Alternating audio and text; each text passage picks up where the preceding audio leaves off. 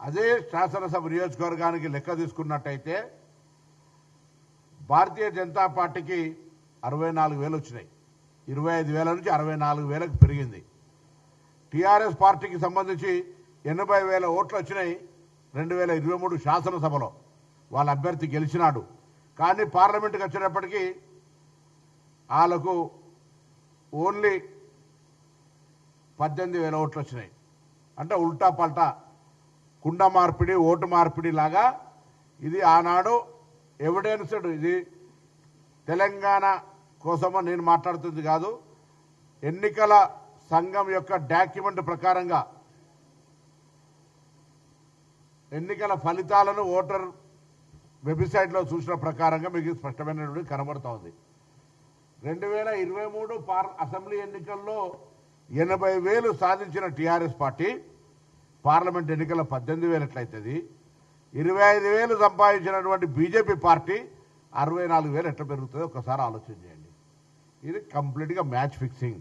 అందుకే ఇప్పుడు నేను ఎందుకు ఛాలెంజ్ చేస్తా ఉన్నా, లోక్సభ నియోజకవర్గ పార్లమెంటు సభ్యులు మీరు, ఈ జూబ్లీ హిల్స్ అందులో అంతర్భాగము, మీరు ఎన్నికలకు సంబంధించిన నిర్వహణ చేస్తున్న తీరు, మీరు ఎన్నికల్లో అభ్యర్థులకు సంబంధించిన అంశం మీద భారతీయ జనతా పార్టీ వైఖరి అన్నిటినీ అన్ని కోణాల నుంచి పరిశీలించిన తర్వాత చూస్తే మీ పార్టీలో ఉన్నటువంటి రాజాసింగ్ లాంటి వాళ్ళు మాట్లాడినటువంటి పరిస్థితులను అంచనా వేసుకుంటే స్పష్టంగా 2023 శాసనసభ ఎన్నికల్లో మీకు సాధించిన ఓట్ల కంటే ఇవాళ కేంద్రంలో అధికారం నుండి 12 సంవత్సరాల నుంచి మీరు తెలంగాణకి ఏం తెలియని అంశం తెలిసి ఈ పరిస్థితి ఉత్పన్నమైంది.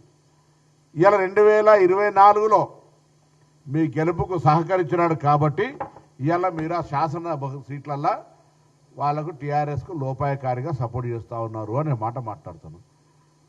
కేటీఆర్ గారు తానా అంటే కిషన్ రెడ్డి తందానా అంటాడు, కిషన్ రెడ్డి తానా అంటే కేటీఆర్ తందానా అంటాడు. ఇద్దరి మూస పోసినట్టే ఇద్దరు ఒకరికొకరు కూడా బలుకున్నట్టు మాట్లాడుతూ ఉన్నారు. ఇది ప్రజలు గమనించాలి. అటేసిన ఓటు ఇటే, ఓటు ఇటేసిన అటే. ఈ సందర్భంలో సరే రాజకీయాలు నడుస్తూ ఉంటాయి, మేము కూడా మాట్లాడుతున్నాం, వాళ్ళు మాట్లాడుతున్నారు. ఒకటే ఒక ఛాలెంజ్ కిషన్ రెడ్డి గారు, పోయినసారి 25,000 వచ్చినాయి, ఈసారి ఆ నోట్లు తెచ్చుకోగలుగుతావా? లేకపోతే దేన్ని ఛాలెంజ్ చేస్తాం? ఓటు కూడా 6% వస్తే పోల్లా డిపాజిట్ వస్తుంది. మీకు ఆ విశ్వాసం ఉందా? స్థానిక ఎంపీవి కదా, ఎంపీగా ప్రాతినిధ్యం వహిస్తున్నావు, కేంద్ర మంత్రివి కదా, డిపాజిట్ వస్తుందా? మేమైతే మాకున్న అంచనాల ప్రకారంగా 3 అంకెలంటే 10,000 కంటే కూడా ఓటు దాటే ప్రశ్న లేదు. ముందు నుంచి చెప్తా ఉన్నాం, Bharatiya Janata party Jubilee hills నియోజకవర్గంలో 10,000 ఓట్ల కంటే ఎక్కువ రావు. కిషన్ రెడ్డి గారు, మీరు చేసిన నిర్వాహకం, మీరు టీఆర్ఎస్ పార్టీని మొత్తం మీ వ్యవస్థను అప్పచెప్పినటువంటి పరిస్థితులల్లా నేను భారతీయ జనతా పార్టీ నాయకత్వాన్ని కోరుతున్నా, చూడండి మీ నాయకులు ఏ విధంగా టీఆర్ఎస్ తోటి లోపాయకారిక ఒప్పందం చేసుకుంటా ఉన్నారో ఆలోచన చేయండి. మొత్తంగా జూబ్లీ హిల్స్ ఎన్నికల్లో కంప్లీట్గా సరెండర్ అయిపోయి వాళ్ళకు పూర్తిగా పోతున్న సందర్భంలో పార్టీ కార్యకర్తలు పార్టీని బతికించుకోవడానికి మేల్కోవాలి. పార్టీని నమ్ముకొని కష్టపడుతున్న కార్యకర్తలను ఏ విధంగా సమాధి చేస్తా ఉన్నారో చూడండి. అలా అందుకే దయచేసి కేంద్ర మంత్రిగా గతంలో కేసీఆర్ ప్రతిపాదన మేరకు తెలంగాణ రాష్ట్ర బీజేపీ అధ్యక్షుడిగా బాధ్యతలు నిర్వహించినటువంటి కిషన్ రెడ్డి గారు,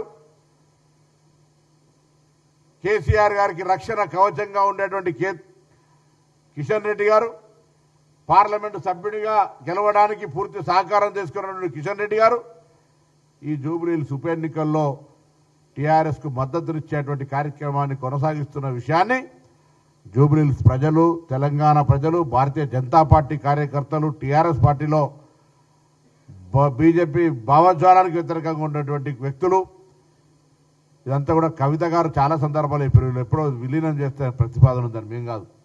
సో ఇవన్నిటి దృష్ట్యా కంటోన్మెంట్ ఉప ఎన్నికల్లో ఏ విధంగానైతే ఉప ఎన్నికల్లో కాంగ్రెస్ గెలిపించుకున్నారో జూబ్లీ హిల్స్ ఎన్నికల్లో కూడా ప్రజలు వీళ్ళ యొక్క వైఖరిని గమనించి అభివృద్ధిని ఆకాంక్షించి కాంగ్రెస్ పార్టీని గెలిపేయాలని కోరుతా ఉన్నాం.